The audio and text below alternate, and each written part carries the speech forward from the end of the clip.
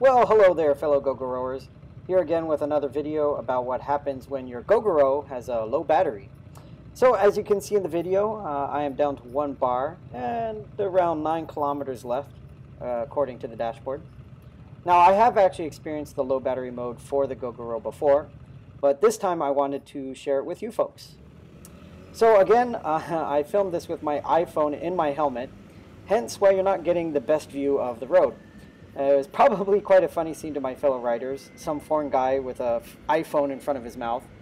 Next time if I do that, I'll have to remember to keep my head up so you can see more of the road.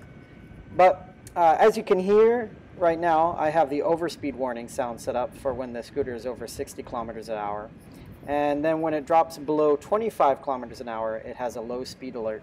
That's mostly, again, because if it's very quiet and you're in a quiet alleyway, some folks might not notice you coming. So having that low speed alert will alert them to your presence. So you'll hear the engines going along, and then suddenly the engine pitch drops. That's where I look down. That's when the scooter enters its low battery mode.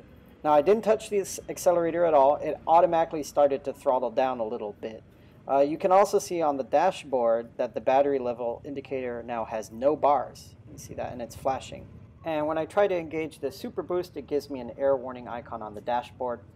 You can also see in the app it gave me a warning. It says Super Boost is not available when motor derating is activated. So that's what they call it, motor derating. I call it low battery mode. Now you might have also noticed on the dashboard where the odometer is, there is a FR31 and R32. That is the tire pressure for the front and rear tire. I purchased a sensor during my last routine maintenance check.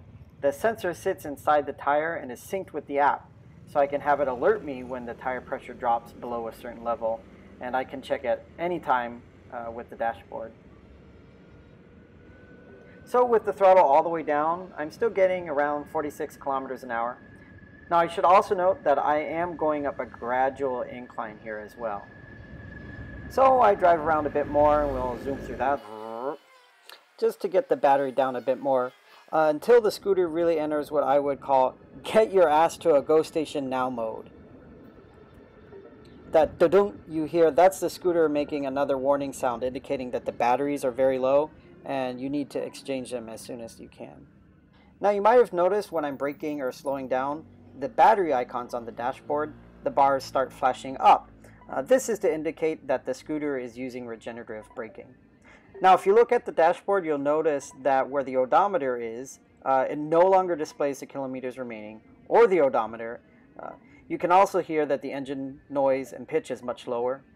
It's in that motor derating mode to conserve electricity. And even while going up this small incline, I'm not even hitting 20 kilometers an hour. But this just goes to show that even with the battery indicator displaying no charge remaining and the scooter in motor derating mode, it still has enough juice to get you to a GoStation to exchange batteries.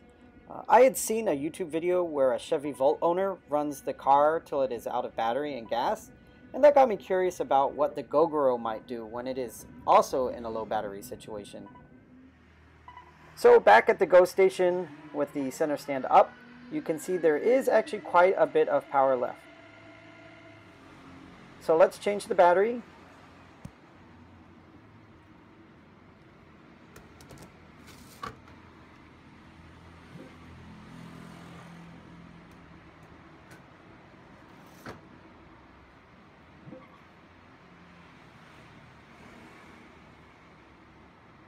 And for this trip, I traveled 62.4 kilometers. Now I am curious to see what might happen if I just kept going until the battery was fully drained, just out of juice altogether. But I guess we'll save that for another time when I'm not on my way to work. So that's it for this video. Thanks for watching, and see you next time.